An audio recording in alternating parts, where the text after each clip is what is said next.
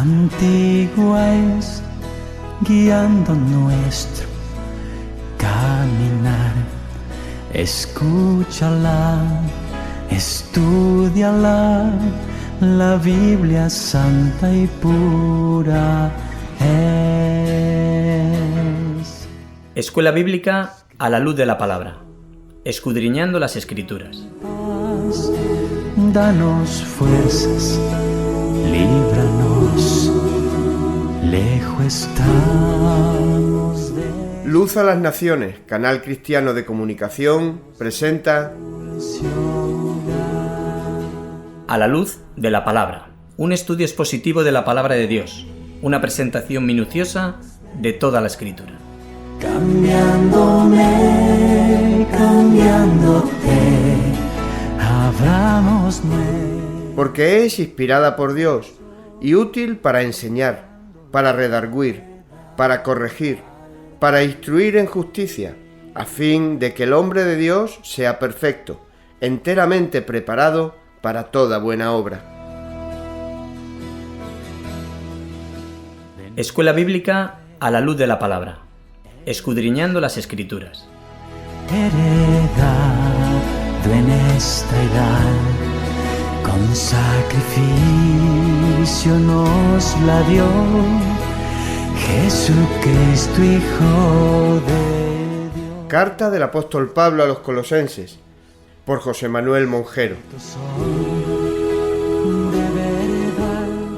El misterio que había estado oculto desde los siglos y edades, pero que ahora ha sido manifestado a sus santos, a quien Dios quiso dar a conocer las riquezas de la gloria de este misterio entre los gentiles, que es Cristo en vosotros, la esperanza de gloria. Santa Biblia, luz de dar, cambiándome, cambiándote, abramos nuestro corazón, dejando la verdad impartir. Estamos acabando el capítulo 2 del libro de Colosenses. Nos llegamos en el versículo 20, vamos a leer hasta el 23. Pues si habéis muerto con Cristo en cuanto a los rudimentos del mundo, ¿por qué, como si vivieseis en el mundo, os sometéis a preceptos, tales como no manejes, ni gustes, ni aun toques, en conformidad a mandamientos y doctrinas de hombres, cosas que todas se destruyen con el uso? Tales cosas tienen a la verdad cierta reputación de sabiduría, en culto voluntario, en humildad y en duro trato del cuerpo, pero no tienen valor alguno contra los apetitos de la carne. Aparentemente parece que Pablo está cerrando una especie de apartado dentro de esta carta a los colosenses. Pablo ha estado buena parte de este capítulo 2 argumentando, dando argumentos, dando explicaciones, tratando cómo combatir doctrinalmente la herejía que tenían los colosenses. Pablo ha terminado un poco toda esa serie de argumentos doctrinales en contra de la herejía, en contra de las falsas doctrinas de los colosenses, que ya hemos repetido muchas veces, falsas doctrinas principalmente basadas en las doctrinas de los judíos legalistas, que querían establecer un legalismo que aquí podemos ver. Por otro lado estaban los gnósticos con su ascetismo, con su enfoque de la vida. Los gnósticos, lo hemos dicho, pensaban que todo lo material es impuro, no sirve y solo sirve lo espiritual. Por tanto, el cuerpo es algo que es impuro. Por eso tenían un duro trato con el cuerpo. Pensaban que había que castigar el cuerpo para que el espíritu fuera levantado. De ahí vemos muchas cosas hoy en día, esa gente que se flagela, esa gente que castiga su propio cuerpo, un mal entendimiento del ayuno. En la Iglesia hay unos tipos de ayunos que se han convertido como en castigos del cuerpo para ensalzar un poco la parte espiritual. Y es una falsa doctrina que viene del gnosticismo, o sea, que se ha metido. Vemos que Pablo está batallando, está combatiendo, está luchando contra doctrinas que de alguna manera hoy en día podemos ver que sí se han introducido en la Iglesia. Así que ha estado Pablo tratando sobre esa falsa humildad que hablábamos el otro día, el culto a los ángeles, la falta de estar unidos en la Iglesia, como nos hablaba Javi al principio. Pablo ha estado tratando todas esas cosas, pero ahora, para acabar un poco esta sección o este apartado, para completar un poquito esta especie de advertencias, de enseñanzas, se enfoca en tratar cómo de manera carnal los herejes, estos legalistas o estos gnósticos o los ascetas querían introducir este tipo de falsas doctrinas a base de prohibiciones, a base de leyes, de preceptos, de normas humanas. Aquí hay un punto de interés que tiene que centrar toda nuestra atención. En el versículo 20 está hablando constantemente de este tipo de doctrinas, de prohibiciones, pero aquí hay un punto de interés que tiene que centrar donde nosotros tenemos que poner toda nuestra atención, porque ahí es donde nosotros tenemos un salvavidas, un sitio donde agarrarnos, y es lo que dice justamente al principio de este versículo: la muerte, el haber muerto con Cristo. Ese es el punto principal de este texto de hoy.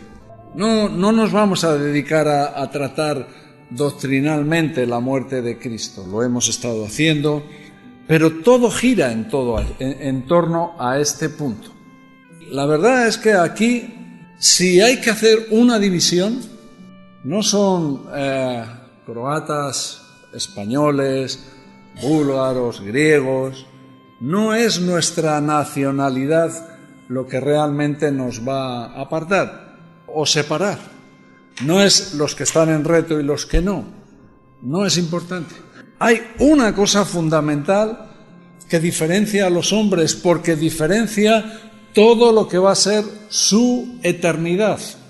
Y es los que han recibido, recibido por la fe la muerte de Cristo, los que han muerto juntamente con Cristo y los que no, los que son salvos y los que no. Aquí hay dos tipos de personas: los que tienen una esperanza de vida eterna y los que no. Ojalá este fuera un grupo de gente en el que todos, con nuestras películas, nuestros problemas, pero que fuéramos gente, que fuéramos salvados, redimidos, perdonados gracias a la fe en la muerte de Cristo en la cruz. ¿Que puede ser? Sí, puede ser. ¿Podría ser que todos fuéramos de ese grupo? Podría ser. No por confiar en la gente, no porque diga yo, no, es que aquí son todos buena gente, podrían tomar una decisión. No, mi confianza no está puesta en eso. Mi confianza está puesta en que Cristo hizo una obra poderosa. La salvación de Cristo es una obra poderosa. si Cristo me ha salvado a mí, que yo sé quién era, yo sé cuál era mi pasado, yo sé mis miserias, mis cosas, si Cristo me ha salvado a mí, Cristo puede salvar a cualquiera, eso lo sé. Ahora yo no puedo provocar eso, lo único que está en nuestra mano es lo que hacemos cada domingo, exponer la palabra de Dios y que la palabra de Dios sea usada por el Espíritu Santo como el instrumento para convencerte de pecado y que literalmente caigas de rodillas y pidas: Cristo, yo quiero morir contigo a mi vieja vida, yo quiero ser perdonado, yo quiero tener esos ríos de esperanza en tus promesas, yo quiero recibir eso. Pues si habéis muerto con Cristo, repito que ahí tenemos un punto central, pero Pablo aquí no está tratando un aspecto en cuanto a la salvación. Pablo no está hablando de lo que acabo de hablar yo ahora. Pablo no está diciendo, pues los que sois salvos, sino los que no, aunque los que han muerto con Cristo supuestamente son gente que son salvos, que han nacido de nuevo. Pero Pablo no pone su interés en la salvación, lo pone en otro aspecto, que es la santificación. La santificación. O sea, no está hablando, no está queriendo dirigir nuestra atención a salvarnos, sino a una obra que no es una obra, la salvación de Cristo es algo que ocurre cuando recibimos a Cristo por la fe, somos salvos y es una obra definitiva. Pero la santificación tiene dos aspectos. Hay una parte que ocurre milagrosamente en la cruz. De pronto dejamos de ser gente lo que éramos, lo que somos, y por la muerte de Cristo en la cruz se produce algo milagroso, y es que nos hacemos santos. No por nosotros, sino por lo que Cristo hace en nosotros, por la sangre de Cristo derramada por nosotros. Pero ese es un aspecto de la santificación que viene imputada, esa es la palabra. Si os acordáis, el otro día hablamos un poquito del tabernáculo, y el primer día hablamos de cómo el sumo sacerdote el pecador ponía su mano sobre el sacrificio, y entonces su culpabilidad era imputada en el sacrificio, era trasladada, y la pureza, porque era un cordero sin mancha, la pureza del cordero, esa especie de símbolo de santificación, era imputada en el pecador. Allí entraban un pecador con un cordero sin mancha, y de allí salía un cordero sacrificado al que le había sido imputado los pecados de ese pecador, y salía un pecador que había sido perdonado, santificado. Esa es esa obra que ocurre en la cruz. Pero luego hay una santificación, vamos a llamarla progresiva, una obra que el Espíritu Santo va a hacer en nosotros cada día. Ahí es donde Pablo está poniendo la atención. ¿Por qué? Porque los ascetas, los gnósticos, los legalistas estaban queriendo meter una doctrina, una enseñanza, diciéndoles: si vosotros os disciplináis en esta manera, si vosotros dejáis de hacer ciertas cosas o hacéis otras cosas, vosotros vais a producir en vosotros mismos esa santificación. Vosotros, por vuestros propios medios, podéis santificar vuestra vida. Y Pablo rotundamente está diciendo: no, solamente nuestra identificación con la muerte de Cristo, nuestra relación con la muerte de Cristo es el único argumento, la única razón por la que nosotros podemos madurar, podemos santificar nuestras vidas, podemos crecer espiritualmente. Y el otro día acabamos la reunión preguntando esto: ¿tú has crecido? ¿Estamos creciendo espiritualmente? Esa es una pregunta, porque quiere decir ¿dónde estamos poniendo nuestra confianza? ¿En nuestros esfuerzos? ¿En portarme bien? Eso no nos santifica. Nos santifica nuestra identificación con la muerte de Cristo. Si nosotros ponemos nuestra mirada cada día en la muerte de Cristo. Y aquí hay un punto importante también, y es porque la muerte de Cristo, Pablo dirige la atención hacia un asunto, y es, pues habéis muerto con Cristo en cuanto a los rudimentos del mundo. Y esta era la pregunta: ¿qué son los rudimentos del mundo? ¿Qué son los rudimentos del mundo? ¿Qué es lo que realmente va a tener una influencia en mi vida? Este es el principio del tema. Pablo empieza el tema, llama la atención diciendo: ¿habéis muerto con Cristo en cuanto a los rudimentos del mundo? Porque lo primero que tenemos que ver, sea lo que sea estos rudimentos del mundo, o morimos a ellos en Cristo, o si no, están vivos. ¿Me explico? Estos rudimentos, que ahora se nos puede escapar un poco, ¿qué son estos rudimentos? Bueno, ya tenemos una idea, que Pablo nos está diciendo que hay que morir a ellos. O sea, ¿qué significa? ¿Que son buenos o malos? Son malos. Aquí hay algo que no es bueno para nosotros, que es malo.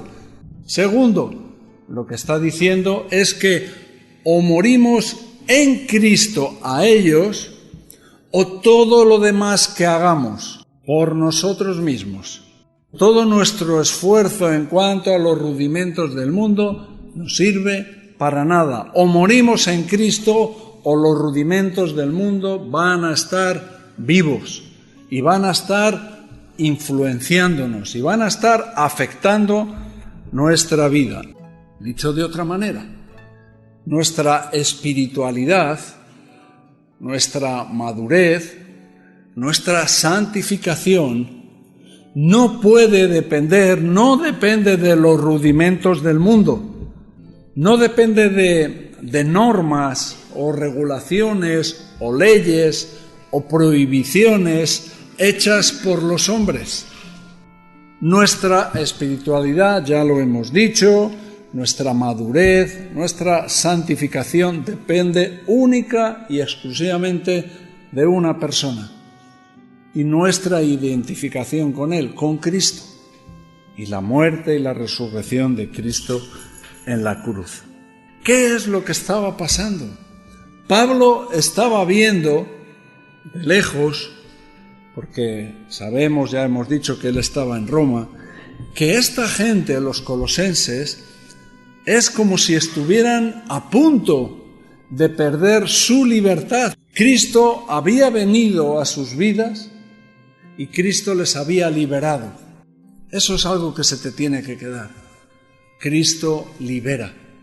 A veces hemos escuchado cosas que el cristianismo son leyes, prohibiciones, no podemos hacer esto, no podemos hacer los otros. No, cristianismo, verdadero cristianismo es libertad con Cristo, es estar liberado del poder del pecado sobre tu vida. Eso es una experiencia que no te puedo contar, pero no hay otra cosa igual que esa liberación que Cristo trae a mi vida, que trae a tu vida. Bueno, pues parece que esta gente, por vivir en el mundo sometiéndose a esos preceptos, a esas normas, a esas leyes, estaban abandonando esa libertad espiritual y estaban volviendo a esclavizarse. Eso era la cuestión. Cristo vino a liberarles y ellos estaban dejando eso a un lado y estaban volviendo a sujetarse a la ley de los judíos, a las normas, al legalismo de los judíos, a las normas y preceptos de los gnósticos, a las prohibiciones de los ascetas. Con Cristo, juntamente con Cristo, su vida era santificada. Venían esos ríos de esperanza, pero ellos estaban dejando eso para vivir sujetos a normas y preceptos, esclavizarse a normas y prohibiciones con las que ellos pensaban que podían santificar sus vidas. Ellos creían que esa era la clave de poder madurar espiritualmente, de poder ser ese tipo de personas, de alcanzar el clímax espiritual, ¿no? Ser, como nadie. Y además cumplían otro propósito que dijimos el otro día, y es que todo el mundo viera cómo ellos eran de espirituales, cómo ayunaban, cómo se apartaban de muchas cosas. O sea, al final creaban una atención sobre ellos que también le agradaba a su orgullo. Porque si nuestra libertad es la muerte de Cristo en la cruz, si nuestra espiritualidad, nuestra madurez, nuestra santificación está basada en la muerte, en la identificación con la muerte de Cristo en la cruz, ¿para quién es la gloria? Para Cristo siempre. Pero si, por otro lado, me empieza a venir una especie de engaño, donde pienso que yo, disciplinando mi vida, negándome a ciertas cosas, que vamos a hablar un poco sobre ello para entenderlo mejor, con eso yo voy a conseguir ser más espiritual, más maduro, más santo, gloria me la estoy atribuyendo yo. En definitiva, este libro de Colosenses hemos hablado muchas veces que tiene un tema y es la suficiencia de Cristo. Cristo es suficiente, no necesitamos otra cosa, solo necesitamos a Cristo.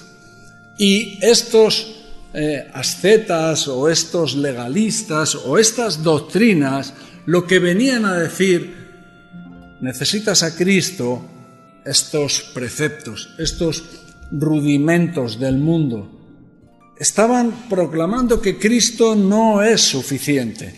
Por eso son tan peligrosos. Que esta idea pueda entrar en nuestra mente, que nosotros tenemos que completar la obra de Cristo, que lo que Cristo ha hecho en la cruz no es suficiente, sino que Cristo necesita ayuda. El Dios creador de los cielos y la tierra, el Dios que ha creado todo, necesita un poquito de ayuda de alguien tan importante como yo. Necesita un poco de ayuda para santificar mi vida. Hombre, Dios hace mucho, pero yo tengo que poner una parte. Y tenéis que saberlo todos, ¿no? Cómo lo he hecho yo y cómo lo he conseguido yo. Para que al final me glorifiquéis a mí y para que al final eso me dé a mí como una autoridad, como diciendo, mira a este hombre. No.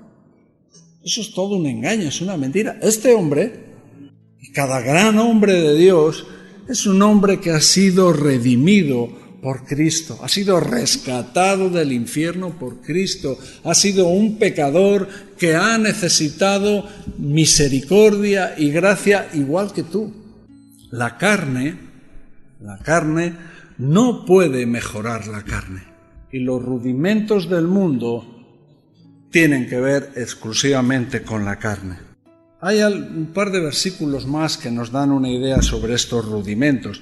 El versículo 8 de este mismo capítulo, que nos dice que los rudimentos del mundo nos pueden, ¿qué? ¿Qué dice ahí? Mirad que nadie os engañe por medio de filosofías, huecas sutilezas, según las tradiciones de los hombres, conforme a los rudimentos del mundo. Tradiciones de los hombres, filosofías, tendríamos que hablar de ella, huecas sutilezas, pueden engañarnos. Cosas que están tan cerca de nosotros. Y no tan cerca, cosas que están tan pegadas, que forman parte de nuestra vida, tradiciones, los rudimentos del mundo, filosofías. Hemos aprendido filosofías.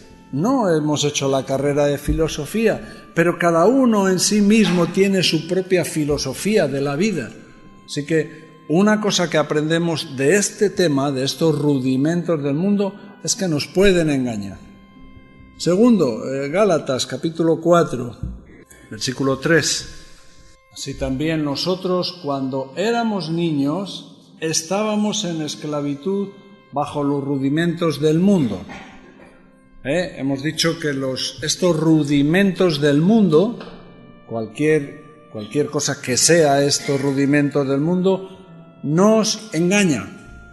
Segundo, aquí nos dice que cuando estamos en los rudimentos del mundo, estos rudimentos nos esclavizan y nos hacen niños, no nos dejan madurar. Tercero es, el versículo en el que estamos, volvemos a Colosenses, capítulo 2, versículo 20, donde nos dice algo que es muy evidente, que para tratar estos rudimentos del mundo, este tema de los rudimentos del mundo, tienen que ser tratados a través de la muerte de Cristo en la cruz. O sea, que este es un asunto que nosotros no tenemos posibilidad de tratarlo con nosotros mismos.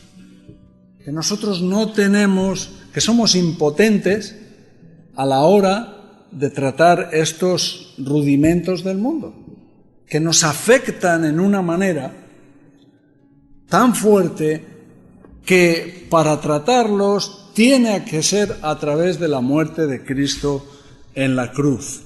De alguna manera estos rudimentos del mundo antiguamente teníamos a los fariseos, ¿no?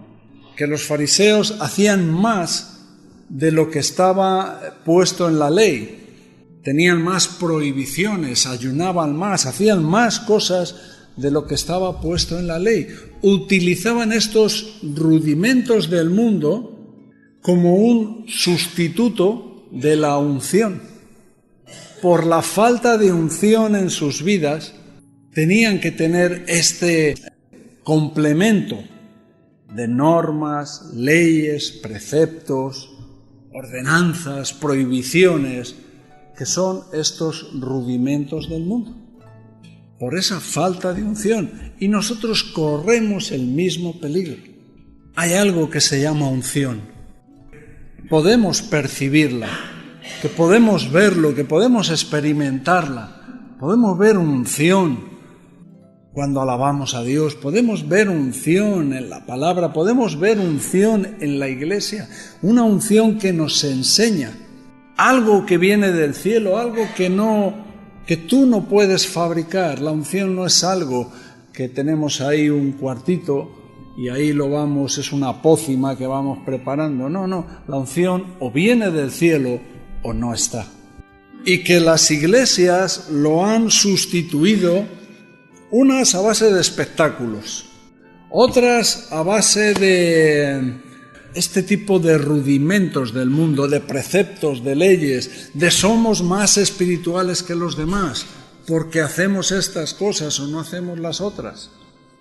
Pero nada de eso, tenemos el versículo 23, nada de todos esos rudimentos del mundo, nada de lo que hagamos por nuestra propia carne, tiene valor alguno contra los apetitos de la carne. Ningún valor. Esos rudimentos son ese tipo de rudimento, tiene que ver con algo básico, con ciertas bases y cosas muy básicas en las que este mundo está basándose, con una particularidad, que el mundo cambia. Por eso nos dice en el versículo 20, cosas que todas se destruyen con el uso. Habla de estos rudimentos, con cosas que van desapareciendo. ¿Por qué desaparece? Porque el mundo cambia. Entonces cambia sus rudimentos, cambia sus bases. Lo que antes era bueno, ahora es malo. Lo que antes era malo, ahora es bueno. El otro día vi una encuesta en los Estados Unidos en cuanto al matrimonio entre personas del mismo sexo. Hace 30 años, solamente un 20%, menos del 20%, estaban a favor del matrimonio homosexual. Hoy ya han llegado al 50%, la mitad de la población aprueban el matrimonio homosexual y creen que en menos de 10 años posiblemente se llegue al 90% de personas que creen que aprueban el matrimonio homosexual. O sea, lo que antes había un pensamiento en el mundo, en cuestión de tiempo, cuando se va usando, practicando, cambia por completo y empieza a ser bueno. Pero esto es lo mismo que nos puede pasar a nosotros. Cuando basamos nuestra vida en ciertos rudimentos, pero que vienen del mundo. Vamos a ver.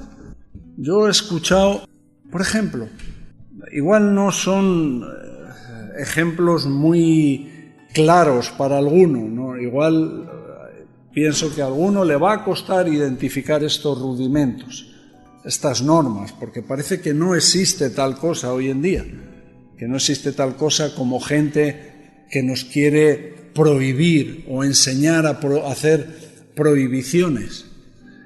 O no celebrar los cumpleaños, que a mí me da igual, si tú la quieres celebrar, no la quieres celebrar, que es un tiempo, yo qué sé, es una cosa personal. Pero bueno, pienso que puede ser un buen tiempo para estar juntos. Claro, la Navidad no es lo que nos cuenta la televisión, de compras, de todo el mundo desfasado y... No, la Navidad es para hablar de lo que significa verdaderamente la Navidad, que Cristo, Dios, se hizo hombre. Eso es un acontecimiento que no habrá otro acontecimiento en la historia como ese, cosa que los ángeles quisieron ver, cómo Dios se encarnaba, se hacía como uno de nosotros. Pero bueno, ha habido gente que ha pensado que celebrar los cumpleaños, no celebrar te hace más espiritual, te hace más santo, te hace más maduro. Son cosas que se destruyen con el uso. Sin embargo, hace no muchos años no se celebraba el Halloween, pero no lo celebraba nadie. El otro día había pueblos enteros disfrazados, celebrando la Navidad. Digo, el Halloween. Era para ver si estabais atentos. Pueblos enteros. Y lo peor de todo, en las iglesias también se celebra. Lo veo celebrándolo en las iglesias. No lo puedo entender. Parece que eso, tener una autoridad sobre eso, igual te da una especie de sabiduría o de humildad. No sé qué es la razón.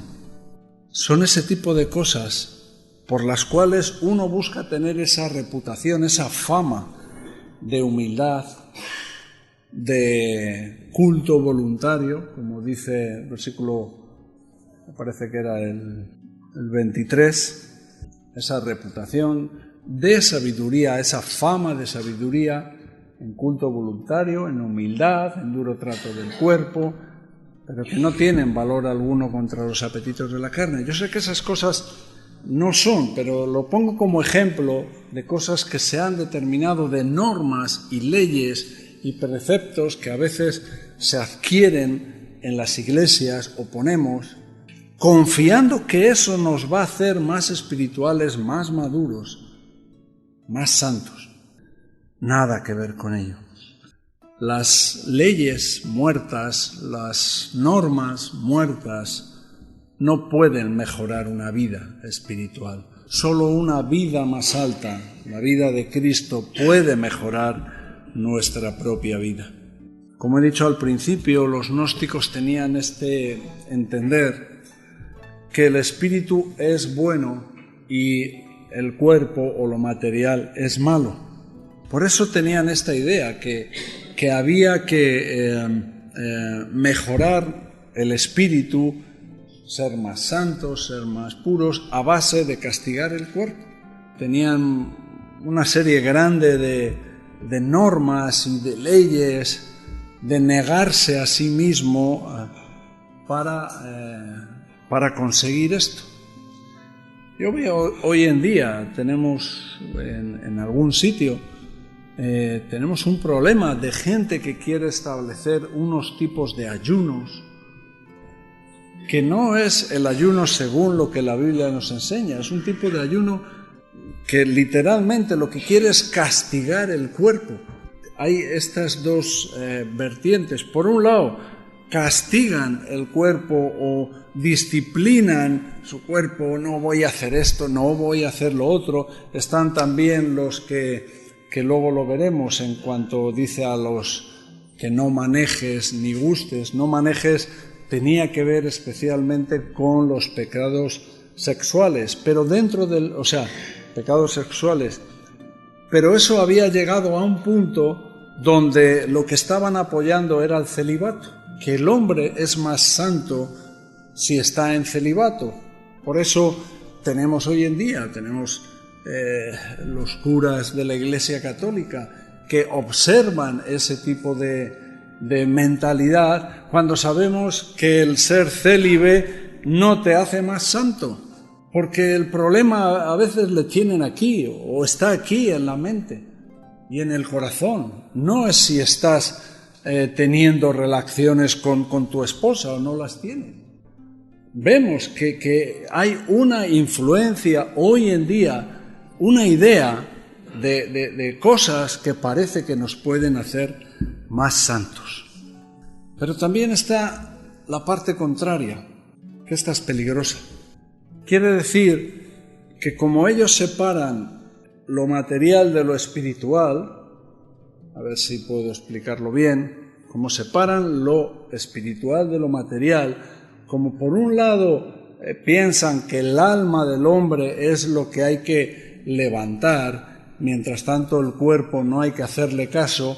También pensaban que si tú eres un hombre que te consideras maduro o santo o, un hombre espiritual, tú sí que podías con tu cuerpo hacer lo que te dé la gana. Porque el cuerpo es malo, no tiene que ver. Cuando Dios no trata así las cosas, Dios nos ha visto en un conjunto. Alma, cuerpo y espíritu. Y glorificar a Dios hay que glorificar con nuestro cuerpo, con nuestro alma, con nuestro espíritu. Así que esa idea de que yo, como el cuerpo es malo y esto se va a perder, con el cuerpo puedo hacer lo que quiero.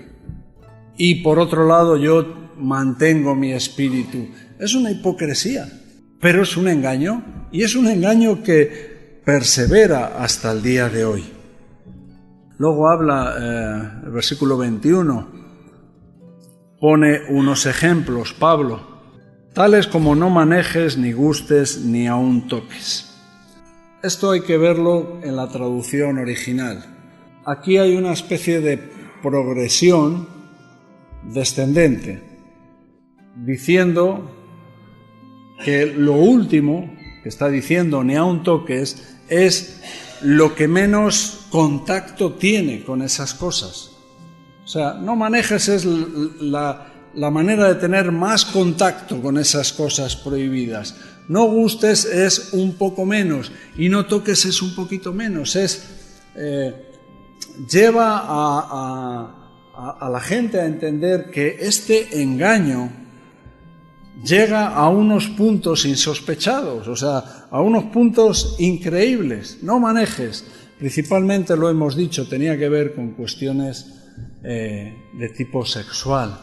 No gustes. Bueno, los alimentos, las fiestas, pero ellos estaban poniendo prohibiciones sobre estas cosas. No toques. Bueno, sabéis que los judíos tenían una serie de leyes y normas sobre muchas cosas que no se podían tocar. No se podían tocar, había un montón de leyes y preceptos, difuntos, mujeres cuando están en el tiempo suyo, muchas cosas. El no tocar te hacía más santo, más maduro, más puro. Muchas veces esas leyes eran las que ellos tenían, las que ellos usaban para no hacer lo correcto, para no amar al prójimo, para no ayudar al prójimo. Por eso nos cuenta la historia del buen samaritano, del sacerdote que pasó y ¿qué hizo? Pasó de largo, del levita que pasó de largo, pasaron de largo porque se justificaban con sus propias leyes, diciendo, es que no puedo tocar porque me hago impuro, puedo parar, es mucho más importante lo que voy a hacer que atender a mi prójimo. Estas cosas tenían una característica, lo dice el versículo siguiente, versículo 22, que esto estaba en conformidad, que pertenecía a lo que son doctrinas de hombres, y que son cosas que perecen, que acaban. La palabra de Dios permanece para siempre. Y esa es un buen criterio para ver las cosas. ¿Qué es lo que ha permanecido para siempre? ¿Robar ha sido bueno en algún momento de la historia? Quizá en el siglo XV era bueno robar. ¿Matar era bueno? ¿El adulterio ha sido bueno en algún momento de la historia? No, porque eran leyes o mandamientos de Dios. Pero hay otras cosas que sí han cambiado en la cultura de los hombres, que se han desaparecido con el uso. ¿Por qué? Porque han sido mandamientos de hombres, doctrinas de hombres, que se destruyen con el uso. Pero ¿podemos caer en ese error de poner esto, de darle el valor a estas cosas? No deberíamos. En Marcos capítulo 7, versículos 6 y 7, respondiendo él les dijo, hipócritas, bien profetizó de vosotros Isaías, como está escrito, este pueblo de labios me honra, mas su corazón está lejos de mí, porque en vano me honran, ¿haciendo qué? Enseñando como doctrinas mandamientos de hombres. Enseñando como doctrinas mandamientos de hombres. Y volvemos a Colosenses. Solamente, como dice el versículo 20, si estamos identificados con la muerte de Cristo, podremos liberarnos de esa esclavitud. Solamente si estamos identificados con la muerte de Cristo, podemos estar libres de esa esclavitud de normas y leyes que a veces, por las tradiciones, por la religión, por la influencia de no sé quién, nos han hecho creer que eso nos va a ayudar a madurar, a santificar nuestras vidas. Y nada más lejos. Los que no han muerto con Cristo, malas noticias, van a estar esclavos. O sea, si una de dos, o te abandonas y dices, bueno, pues que sea lo que sea y ya está, tengo que vivir así, te abandonas a ti mismo, o si quieres mejorar tu vida, vas a vivir un engaño, vas a estar disciplinándote, queriendo hacer cosas, pero esas cosas solamente se convertirán en imitaciones. Dice algo el versículo 23, que a todos nos gusta, y es la reputación, la fama. ¿De qué? El otro día lo decíamos, nos gusta que la gente nos vea como humildes, nos gusta que la gente nos vea como sabios en el culto voluntario, en lo que nosotros decidimos hacer voluntariamente. Nos gusta también que vean que somos gente disciplinada. Tenían cierta reputación de sabiduría en culto voluntario, en humildad y en duro trato del cuerpo. Queremos que la gente vea que somos gente sabia. ¿Pero qué? Pero no tienen valor alguno contra los apetitos de la carne. Y si no tienen valor alguno contra los apetitos de la carne, quiere decir que esas cosas en las cuales queremos tener fama y reputación son falsas. Son falsas. Antes hice un poco de énfasis en el peligro de la filosofía, de las tradiciones de los hombres. Y bueno, no vamos a tener tiempo, pero cuidado con las filosofías. He hablado antes también de los fariseos antiguos y también del fariseo moderno, que también quiere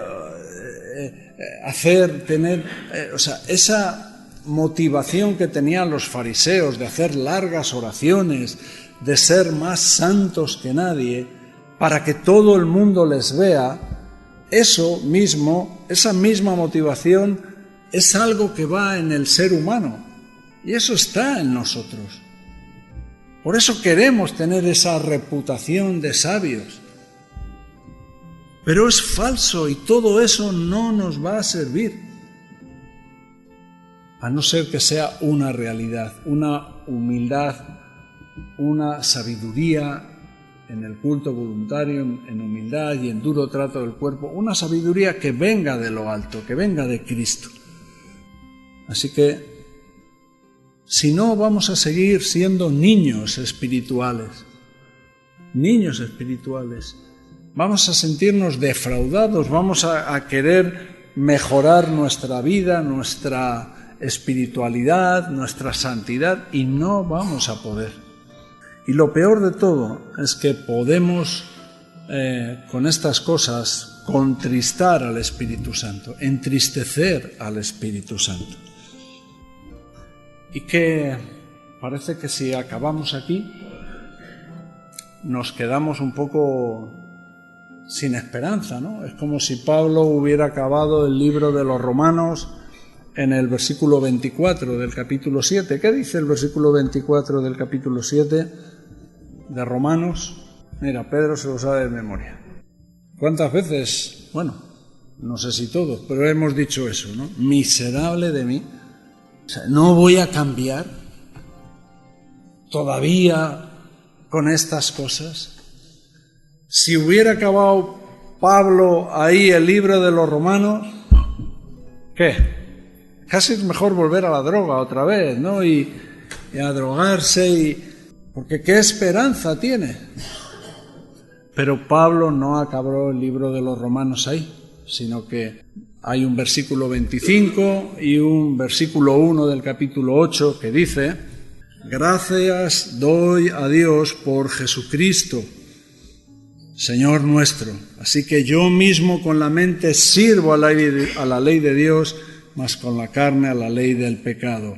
Ahora, pues, ninguna condenación hay para los que están en Cristo Jesús, los que no andan conforme a la carne, sino conforme al Espíritu.